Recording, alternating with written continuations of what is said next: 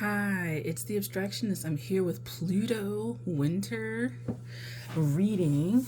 These are quarterly readings or seasonal readings that I'm doing for the planets. I read by planet, I don't read by zodiac. However, I will explain that if you have significant Plutonian placements or Scorpionic placements in your chart, this would be more of your alley. So there are going to be 10 readings in total because of the 10 planets for astrology. So ancestors, guides, highest order, please deliver the messages for Pluto, winter, tarot. That all of the messages that come through be for the highest good of everyone who watches. Let them be insightful, impactful. Let me be a clear channel through which these messages are delivered.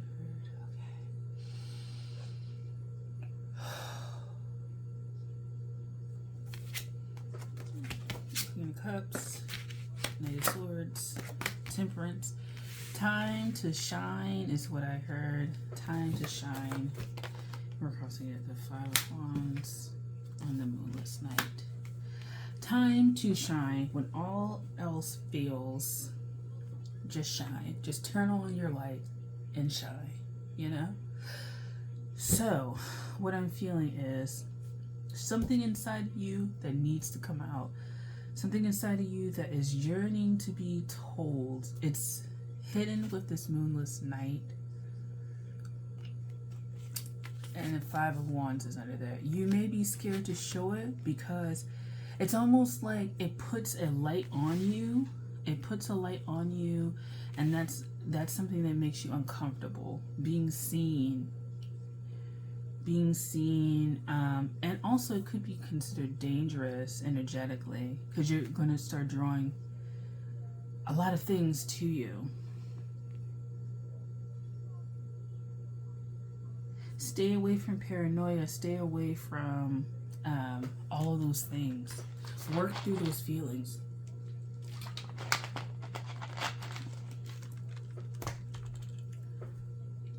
With Pluto here,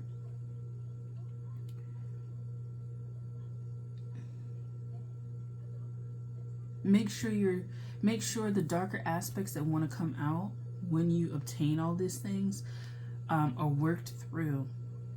All of the darkness that comes through with success, all of the dark things, all of the access that you have to these things, right? Make sure, it's not that it doesn't change you, but make sure that you're understanding the psychological and mental changes. Make sure you're staying grounded in who you really are, because that's what caused you to shine in the first place. You being who you are. And so what can happen is you get so twisted and turned by the world and the successes that you're bringing, particularly if it's starting to come easy winter going forward. There may be a sense of arrogance or a sense of I can put things off. I don't have to work so hard. I don't have to try so hard. I don't have to do anything like that. And you can start leaning over into thinking that everything is just going to keep going the way it is. And the thing with that is, it doesn't always do that. I wouldn't be surprised if the Wheel of Fortune came out, but because I'm feeling that. I was like, it's at the bottom now. Seven of Swords is at the bottom though. This deception. There's somebody who, Four of Wands, great. There's someone who lied to you, saying you couldn't do anything, you couldn't be anything. Where you were going in life was disastrous. Where you were going in life, because you couldn't see it, you could energetically feel it, and you could send out that light to the world, that it wouldn't amount to anything anyway. The way that you thought about the world was deemed to be wrong by people. It was deemed to be wrong by people. And there's a convincing of self that you've been wrong. And so when things go right and things feel right and you're achieving things, be careful not to get into the energy that they were in, which is kind of you can become that person. You can take those traits on. And the reason why you're taking those traits on is kind of like you've been overloaded, and there's such a desire with this Five of Wands under here, such a desire to just shut everybody up, shut the critics up, this Knight of Swords, shut everybody up, that you forget to balance out your emotions, balance out how you communicate with people, balance that out. You forget to do that.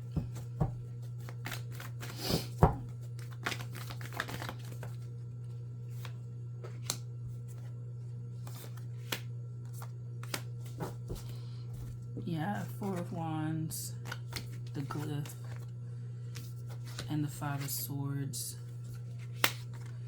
Don't let people open portals up. If you have moved beyond with this Temperance energy into something new, don't be so fearful that you're gonna go back, that you become, with this glyph, an open portal to absorb negative energy. Don't allow people to open up that negative energy with you.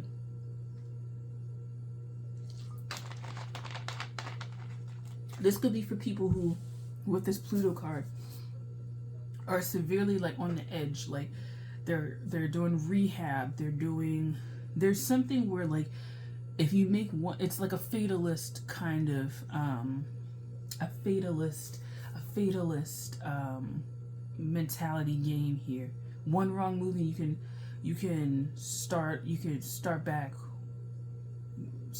where you were. Like there's real consequences to you like acting up or not believing in yourself and going forward and staying on the straight and narrow. There's something about being sober and on the straight and narrow and having a clear mind and not listening to other people and being clear in what you want and letting your essence and true essence shine. There's something about that.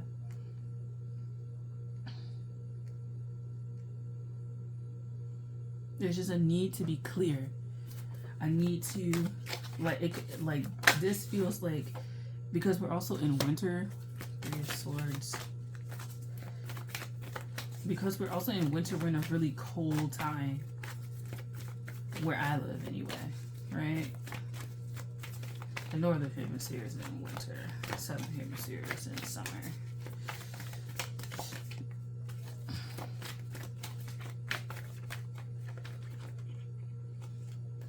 A lot of fives. What the hell? So, there's the Three of Swords, the Five of Cups, and the Six of Cups. I think this is scars from the past of people telling you can't do shit, and now that you're doing shit, there's some sort of anxiety in it. But it seems like where you are right now is not established, and so you need to look. You need to keep moving forward to establish it. It's like you're at step one, and one mishap will put you, you know, you're too close to zero essentially to allow this stuff. And it could also be that your skill set to be resilient in this is also a little underdeveloped, particularly if you're like dealing with like addictions, if you're dealing with any like mental health issues, things like that. Like it seems like dangerously teetering on the brink of nothingness, almost like this is your last try before truly giving up. You know what I'm saying? So with that being said, make steady progress, keep your eyes focused, make sure that you're daily releasing all of this shit from your mind, doing whatever cleansing you have, even if you have to write things over and over and over to kind of like affirm, keep the portal of happiness and mental resiliency open. And when you mess up, work through the cataclysmic feelings that you feel of failure, because if you start to panic and you start to have anxiety, you start to feel like you can't go anywhere, what'll happen is you'll make mistakes that'll start setting you back, and they'll start setting you back with real consequences. And it's that deceptive energy, and it becomes a self-fulfilling prophecy of like, yeah, you couldn't really do it, yeah, no one ever believed in me. but you need to clean out what they believed in you about, like, because it doesn't, I mean, it doesn't really matter. But if you don't clean that out, it'll become the Seven of Swords with self-fulfilling prophecy. And there's the success in that. The success in the self-fulfilling prophecy. There may be literally people around you who, with this Five of Swords, who literally will bring you back into the past, remind you of your past, remind you that you can't be redeemed, or remind you that you have fucked up so much that you can't move forward. And that's not necessarily the case. It could be people that, yeah, there's judgment card. It could be people who, so some of you might have to get better counselors or better people that are helping you. But it making, like, authority, like, you just may have been ordained to go down a certain path in life, and you can change that, but you have to be willing to call bullshit on it and call people's bluff, and really with that Seven of Swords, look them in the eye and say, I can do this. And you don't have to listen to their response. You don't even have to, I would say, you don't even have to, like, say anything vocally. You can just look at them and, like, mentally project it out. I can do this. I know it. And the reason why is because you don't need to hear a response back. It's almost like hearing words for you is really detrimental. You need to just be able to observe the world and project your thoughts outward. And it's almost like with the Seven of Swords, tricking that energy. They'll start to feel the disquiet and the discomfort. Psychologically, they won't know how to process it because it's an energetic feeling that they have, a disquiet that they have. And what will happen is, if they have any projections that they put on you or any issues that they put on you, their own world with that Seven of Swords will start to crumble as you ascend and move forward, because it's a matter of the mind and a matter of cleaning the mind and regenerating the mind and not freaking out and putting yourself into annihilative situations and scenarios when you have failed. Like, your fear of failure is not real. Yes, you can fail at things, but a lot of failures you can come back from. And I think you need to hear that. A lot of failures you can come back from. You can rebound from failures. If you are someone who, trigger warning, has felt like death by suicide, there's very little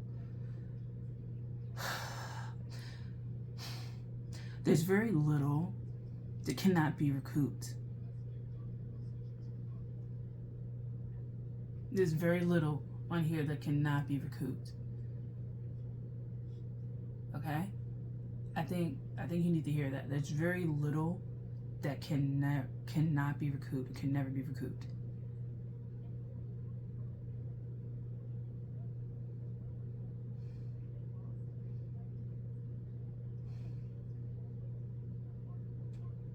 You have to call bluff on this, on people.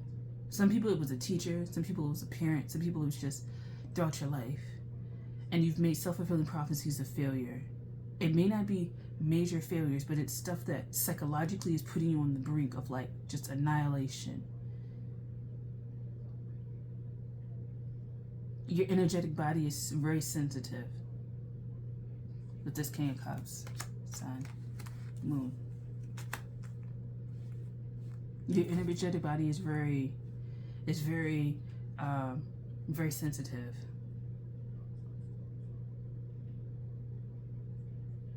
You're in survival mode.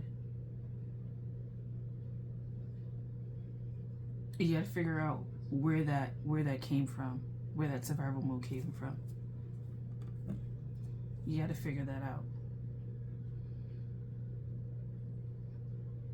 But calling bluff and mental resiliency is gonna help you tremendously. Okay? So I would work on that in the wintertime, particularly if you're in the northern hemisphere, what we call winter. And I will work on mental resiliency, and I will look at and examine winter as an exercise and a time of resiliency.